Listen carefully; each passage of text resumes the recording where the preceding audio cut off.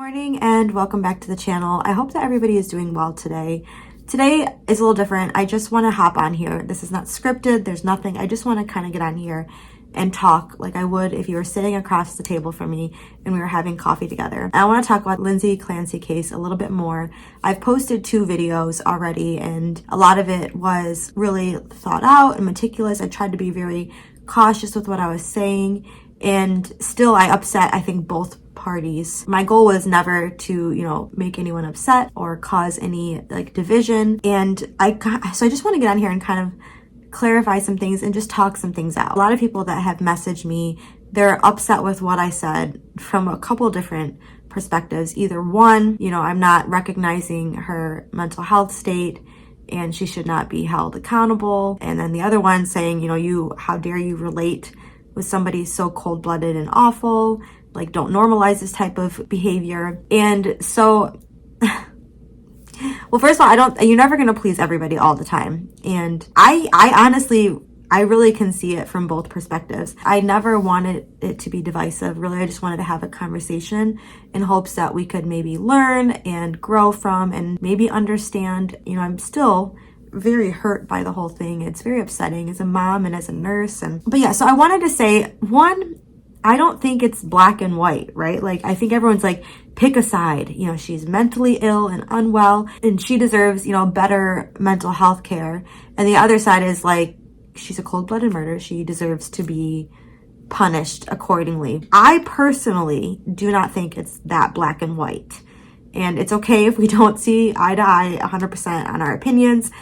I personally don't think it is that black and white. Also, I'm aware we don't know everything. There's no way we know everything. For one, she was on what they say, I think 13 medications up until the event, on and off, weaning on and off.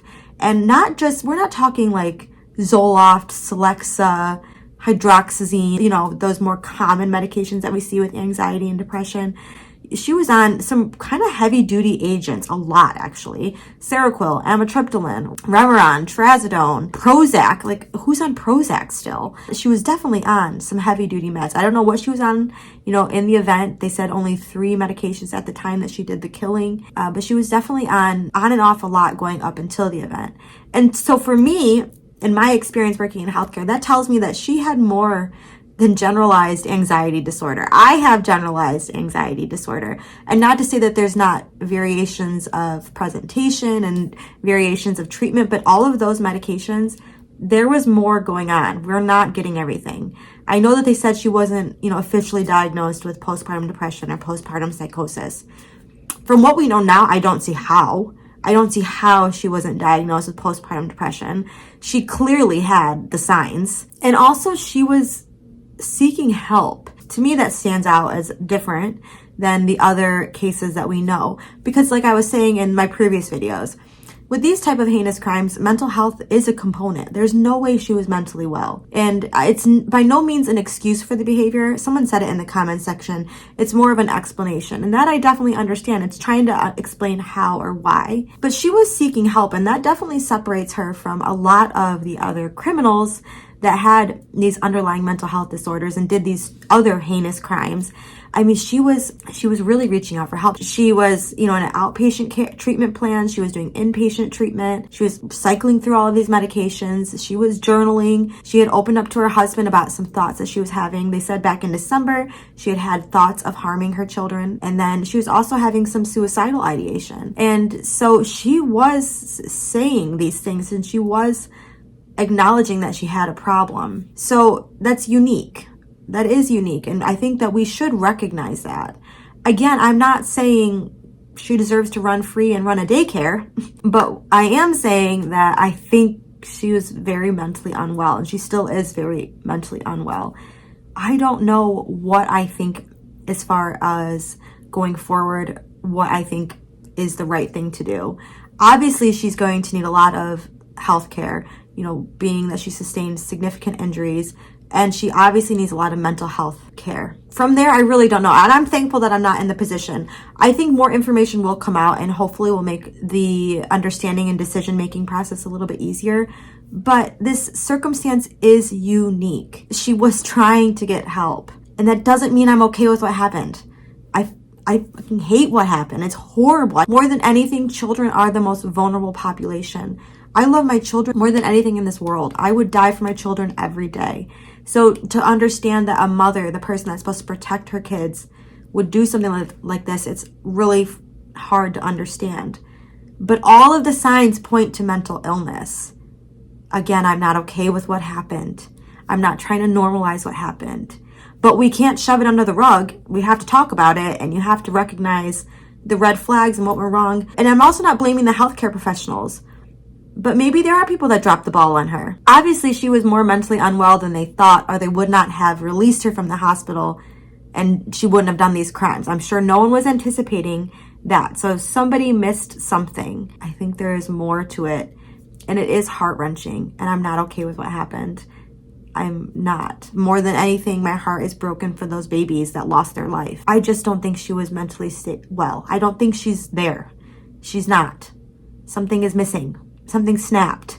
And everyone's like, oh, premeditated. And I see that too. And I said that in my video. I totally can see why people are, she was Googling and mapping out, and she sent him out. And I see all of that. I can see that perspective. But it is possible that she had a psychotic break still. Usually you have red flags and clues leading up to an event, but not always. The psyche is really hard to understand, and not everyone is the same. So she might have been having a normal day and had a psychotic break. She might have been planning it all day. We have no idea. And everyone's like, oh, she was, like having a normal good day. Yes, that I also recognize.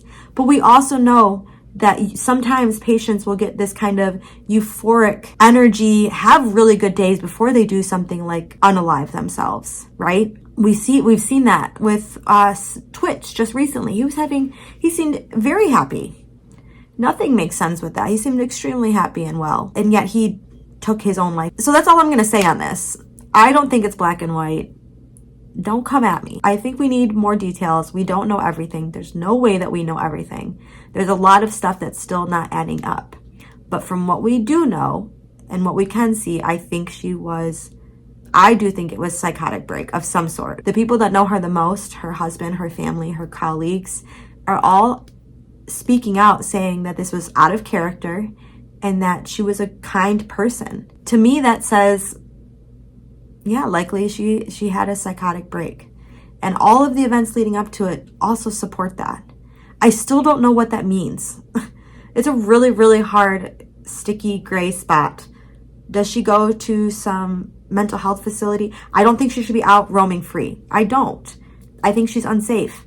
I think she's unsafe to others, also unsafe to herself. I think if given the chance, she's going to attempt to unalive herself again, and likely at one point will be successful. I don't see her carrying on in this world and recovering from this. And I know that's horrible, but even if she got all the mental help, all the meds, all the therapy, from my opinion as a mother, I don't think there's any recovering from this. And that's sad. And that's sad for the dad and for the family, for her parents, for his parents, for the grandparents, for everybody. The babies, I don't know what I believe in the afterlife, but they're not here on this earth anymore.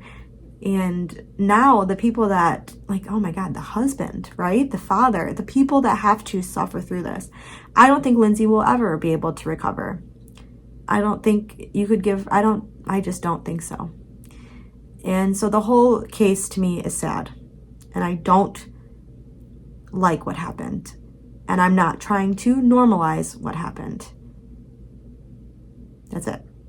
I'm gonna go. I just wanted to talk to you guys in all my glory. I know that I'm literally in my pajamas, but I could not wait to get on here because as I'm making this video, I'm getting messages from people. And so I had to say something. All right. Until next time, take care, guys. I'll talk to you soon. Bye.